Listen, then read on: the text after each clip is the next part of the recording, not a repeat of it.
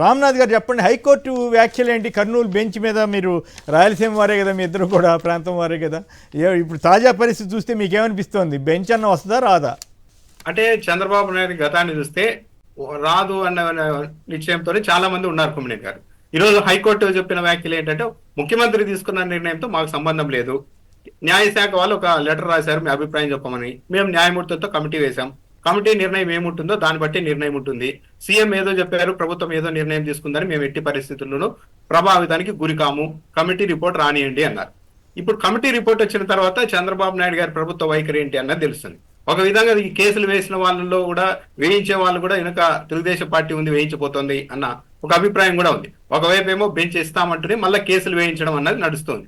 ఒకవేళ న్యాయమూర్తుల కమిటీ అక్కడ బెంచ్ ఏర్పాటు చేయొచ్చు అని చెప్తే వెంటనే ఈ రాష్ట్ర ప్రభుత్వం ఎలా స్పందిస్తుంది అన్నది ఒకటి చూడాలి.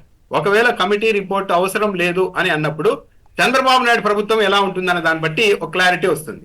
ఎందుకంటే హైకోర్టు చెప్పింది కాబట్టి ఇక మేమేం చేయలేకపోతున్నాం అంటే మాత్రం అది పచ్చి మోసం. హైకోర్టు చెప్పవచ్చు, కానీ హైకోర్టు చెప్పిన తర్వాత కూడా ఒక నిర్ణయాన్ని ముందుకు తీసుకెళ్లేందుకు ఈ దేశంలో పార్లమెంట్ ఉంది, కేంద్ర ప్రభుత్వం ఉంది, రాష్ట్ర ప్రభుత్వం ఉంది, వీళ్ళందరూ కలుసుకొని కన్విన్స్ చేయడానికి అవకాశాలు చాలా మార్గాలు ఉంటాయి. అలా కాకుండా హైకోర్టు న్యాయమూర్తుల కమిటీ వద్దనింది కాబట్టి ఇంకా మేమేం చేయలేమంటే మాత్రం అది ఒక పచ్చి మోసం కిందికే వస్తుంది. ఎందుకంటే ఆ తర్వాత కూడా ప్రభుత్వం నిలబడి మళ్ళా తన వాదన వినిపించి హైకోర్టులకైనా వెళ్ళి వీలైతే కేంద్ర ప్రభుత్వాన్ని ఒప్పించి హైకోర్టు బెంచ్ అయితే ఏర్పాటు చేయాల్సిన అవసరం ఉంది. 3 నెలలు వాయిదా వేశారు కమిటీ రిపోర్ట్ కోసం. కాబట్టి కమిటీ రిపోర్ట్ వచ్చిన తర్వాత ఏంటి క్లారిటీ అన్నది ఆ రోజే తెలిసిపోతుంది. కోర్టులో ఏం చెప్తుంది రాష్ట్ర ప్రభుత్వం, లేదు ఇది వీలు కాదు మా రాజకీయ నిర్ణయం కాబట్టి అమలు చేయాల్సిందే అని చెప్తే అప్పుడు కొద్దిమేర చిత్తశుద్ధి ఉంది అని నమ్మచ్చు. అలా కాకుండా వదిలేశారంటే మాత్రం లోపల ఏదో ఉద్దేశంతో ఇదంతా నడిపారు. శివశంకర్ గారు సంక్షిప్తంగా మీరు కూడా మాట్లాడితే బ్రేక్ తీసుకోవాలి, తర్వాత మిర్చి రైతులు దాని మీద. ఈ కూటమి ప్రభుత్వానికి ఎక్కడ చిత్తశుద్ధి ఉంది సార్? చంద్రబాబు కావచ్చు, వీళ్ళకి కావచ్చు, రాయలసీమ మీద చిత్తశుద్ధే లేదు. లేదా బీజేపీ వాళ్ళు రాయలసీమ డిక్లరేషన్ అనేసి అనేసి చేసుకుని అందరూ కూడా పెద్ద పెద్ద నాయకులే కూర్చున్నారు కదా, రాయలసీమకు హైకోర్టు తీసుకొని వస్తాము కర్నూలు కని.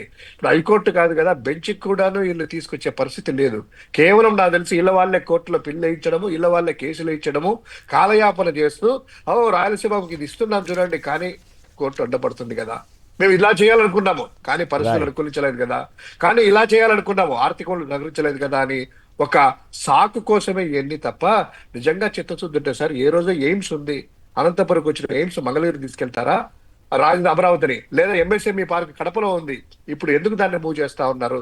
తర్వాత arts and fine university YS Rajasekhara Reddy గారు వచ్చినప్పుడు ఆ యూనివర్సిటీ పెడితే నిన్న మన పత్రికల కథనాలు చూస్తా ఉన్నా, దాన్ని కూడాను నాగార్జున యూనివర్సిటీలో విలీనం చేస్తారంట అక్కడ తీసుకెళ్లేసి. అంటే ఒక్క రాయలసీమలో ఒక్క ఇన్స్టిట్యూట్ కానీ ఒక్క పరిశ్రమ కానీ ఏది కూడా పెట్టడానికి తండ్రి కొడుకులకి ఇష్టం లేదు.